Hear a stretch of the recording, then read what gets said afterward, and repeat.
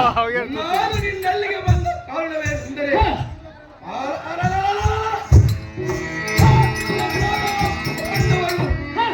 ನಿಮ್ಮ ತಮ್ಮನ ಕೃಷ್ಣನ ಸಹಾಯದಿಂದ ನಮ್ಮೊಡನೆ ತೋಳಗಕ್ಕೆ ನಿಂತಿರುವರು. ಆದ ಕಾರಣ ನೀನು ನಮ್ಮ ಕಡೆಗೆ ಬೆಂಬಲವಾಗಿ ಬಂದು ಯುದ್ಧದೊಳಗೆ ನಮ್ಮನ್ನು ಉತ್ತರ ಮಾಡಬೇಕು.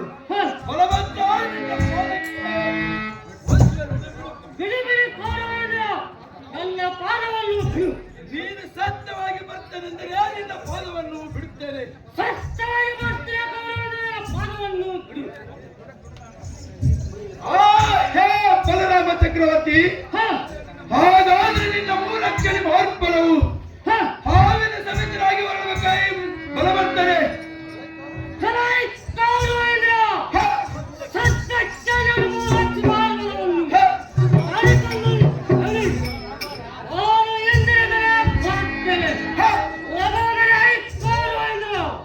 ಒಳ್ಳೆಯದು ಬಲರಾಮ ಚಕ್ರವರ್ತಿ, ನಾನು ಹೀಗಿಂದೀಗಲೇ ಹನುಮನಿಗೆ ಹೋಗುತ್ತೇನೆ. ಸಾರಥಿ ಜಾಗ್ರತೆಯಿಂದ ಹನುಮನಿಗೆ ರಥವನ್ನು ಹಾರಿಸುವಂತವರಾಗು. ಸಾರಥಿ ಅತಿ ಜಾಗ್ರತೆ.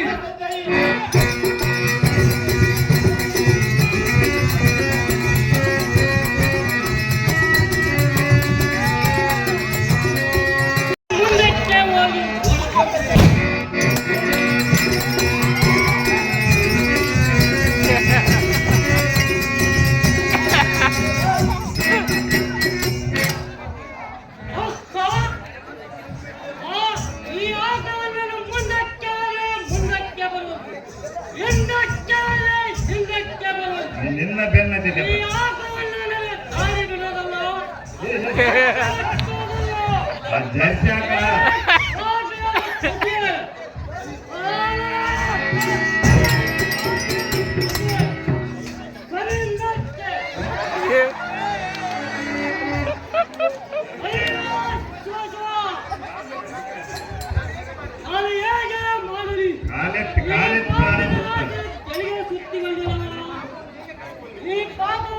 ಹೇಗೆ ಕಳೆದುಕೊಳ್ಳಿ?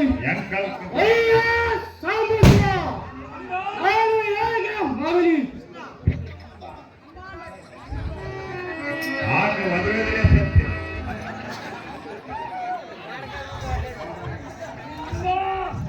ಹೇ ಅಣ್ಣಪ್ಪನ ರಾಮ ಚಕ್ರವರ್ತಿ, ಏಕೆ ಸಣ್ಣ ಮುಖ ಮಾಡಿಕೊಂಡು ಕಣ್ಣು ತುಂಬ ನೀರು ತಂದು ಚಿಂತಿಸುತ್ತ ಅಂತ ಕಷ್ಟ ಏನು ಬಂದಿರುವುದು ಬೇಡ ಈ ಆಗ್ರಜ.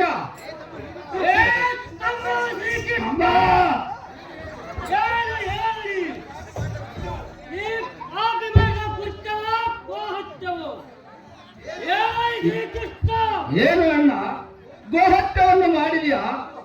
ಅಯ್ಯೋ ಶಿವ ಶಿವ, ಈ ಶಬ್ದವನ್ನು ಈ ಕಿವಿನಿಂದ ಕೇಳಲಾರೆ.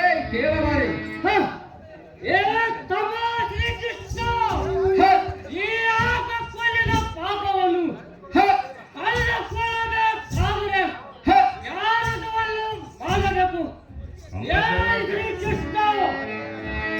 ಹೇ ಅಣ್ಣ ಬಲರಾಮ ಚಕ್ರವರ್ತಿ, ಈ ಪಾಪವನ್ನು ಕಳೆದುಕೊಳ್ಳಬೇಕಾದರೆ 21 ದಿವಸ ಭೂಪ್ರದಕ್ಷಿಣೆ ಮಾಡಿದರೆ ಈ ಪಾಪವು ಪರಿಹಾರವಾಗುವುದು. ಆದರೆ ಕೌರವನ ಬೆಂಬಲವಾಗಿ ಯುದ್ಧಕ್ಕೆ ಬರುತ್ತೇನೆಂದು ಮಾತು ಕೊಟ್ಟಿರಿಯಲ್ಲ, ಯುದ್ಧವನ್ನು ಯಾವಾಗ ಮಾಡುವಿ? ಭೂಪ್ರದಕ್ಷಿಣೆಗೆ ಯಾವಾಗ ಹೋಗುವಿ? ಬೇಡ ಈ ಅಗ್ರಜ.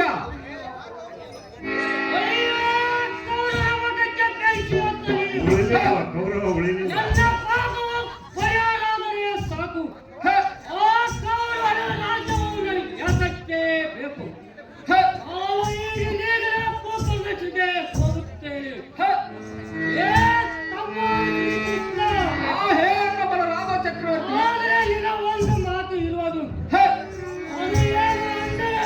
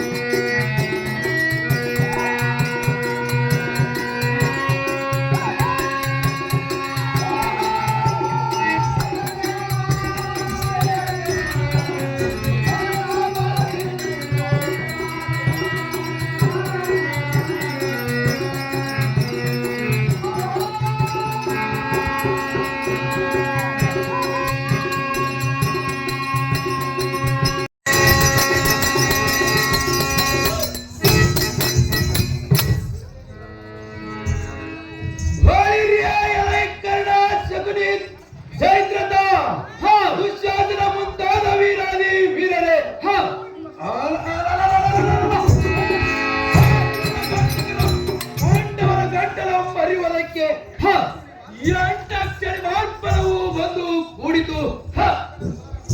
ಬಲವಂತನಾದ ಬಲರಾಮನು ಎಂಟಾಕ್ಷರಿ ಮಾರ್ಪಣವು ಬಂದು ಕೂಡಿತು. ಒಟ್ಟಿಗೆ 11 ಅಕ್ಷರಿ ಮಾರ್ಪಣವು ಬಂದು ಕೂಡಿತು. ಆದರೆ ಬಲರಾಮನು ಯಾವ ಕಾರಣಕ್ಕೆ ಬರಲಿಲ್ಲ, ಏನು ತಿಳಿಯಲಿಲ್ಲ. ಒಳ್ಳೆಯದು. ಎಲೈ ಮಾವನಾದ ಶಕುನಿ, ಯುದ್ಧ ಕಡೆಗೆ ಬರುವಂತವನಾಗು.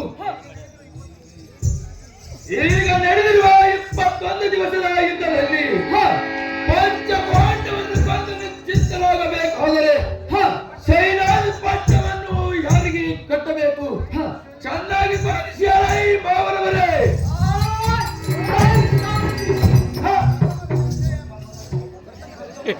ಪ್ರಥಮದಲ್ಲಿ ಸಂಪಾದಿಸಿದರೆ